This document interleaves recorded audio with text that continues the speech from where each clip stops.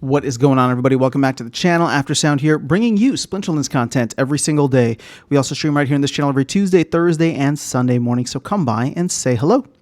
All right, guys, just want to share with you some of the wild season permit numbers. Again, I've been tracking this somewhat loosely over the first 3 seasons, and yes, we are about to complete the 3rd season. So there's less than, I think it's like less than 20 hours, 18 hours or so before the end of the season.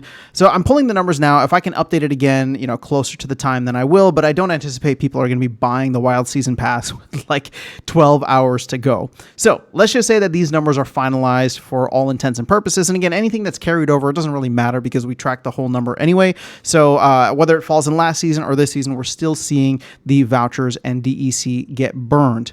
So let's talk through the numbers so far this season. Now, interestingly enough, we have had, let me skip down here, 3,176 people play, or I should say accounts, that have purchased a wild season permit. Now, that's down less than 100. It's only 90 lower than it was last month, and I was just doing the math on this. It's like less than 3%. I mean, it's not very significant, right? I think it's like 2.7% of a decrease. Obviously, we've been seeing the decrease since the first season, but that's not surprising in the sense where we'd see the first season kind of fall off if the profits weren't really there, and obviously SPS has gone down, so the earnings just haven't been as good. If anything, they've continued to go down while vouchers and DEC have also, kind of been sliding. We are now seeing, right? We are now seeing at 3176. This is the number. But I will say this: from season 2 to season 3, right? So this is column D versus column C. I would not say that that is statistically significant. It's not nothing, right, to lose 90 accounts, but at the same time, it's not, like we're still over 3,000, which is kind of like the benchmark that I have. Once we start to drop below there is when I'll start paying more attention to see, hey, are the rewards going up, right, in kind of like the proportion to this.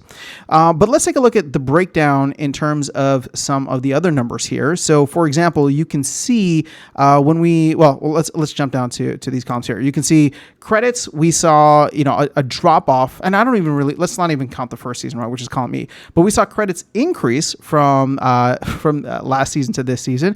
We saw DEC decrease, which makes sense.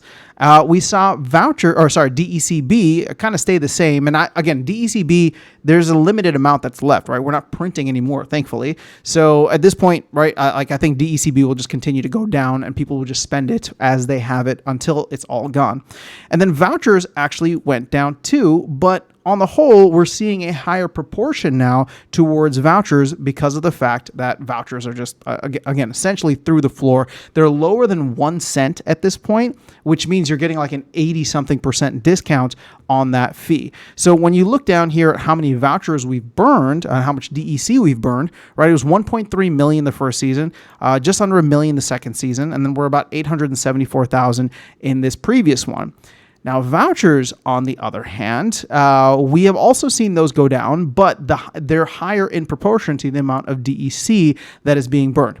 Okay, so all this is cool. What are we going to do with this? Obviously, it's still too early to make any kind of calls in terms of the data. And, we'll have to wait and see for one major thing, and that is the passing of the proposal that would essentially, so shout out to the People's Guild, right? That is the one that won out in terms of what do we do with vouchers, right? So we're no longer going to sunset vouchers. We are going to use them specifically for these promo cards that the team will make and, a voucher store at some point in the future. But the other part of that is to remove voucher utility from everything else except for that, meaning that you wouldn't be able to pay for this with vouchers anymore. And so that 80% discount is going away. And the only thing you'll have is the DEC discount, which is like anywhere between 30 to 35-ish%, right? And so that's going to cut into a lot of the people who are trying to min-max and go straight for ROI.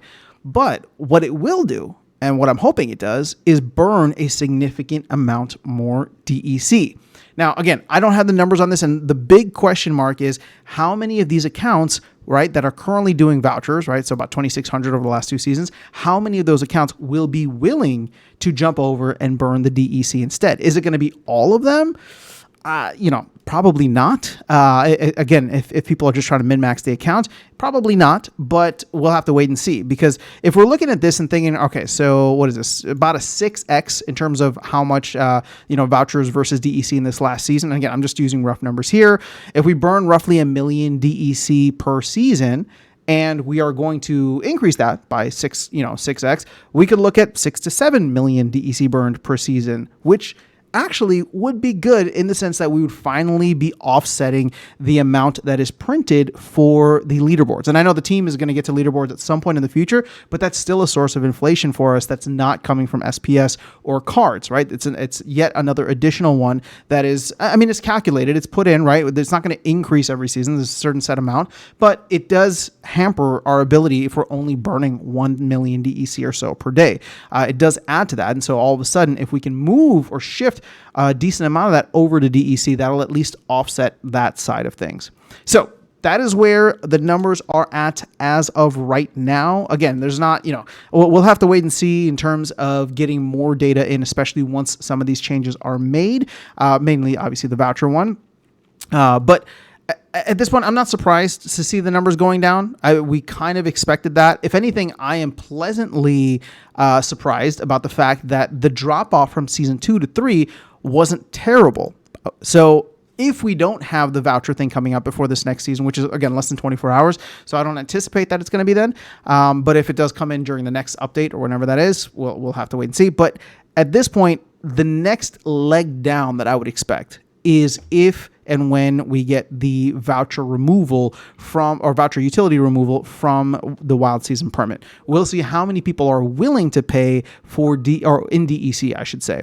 But outside of that, if we're kind of staying consistent, we'll see what happens. And we'll also see what happens with SPS if it continues to go down, or if we can get to some kind of floor that people are just not willing to sell it anymore and are focused on either stacking or burning for DEC. But obviously we still have way too much DEC in the system, so let's not even talk about that here. That is for another time and video. But that is all I have for you guys here. I'll catch you all in the next one and see you around the game. Take care.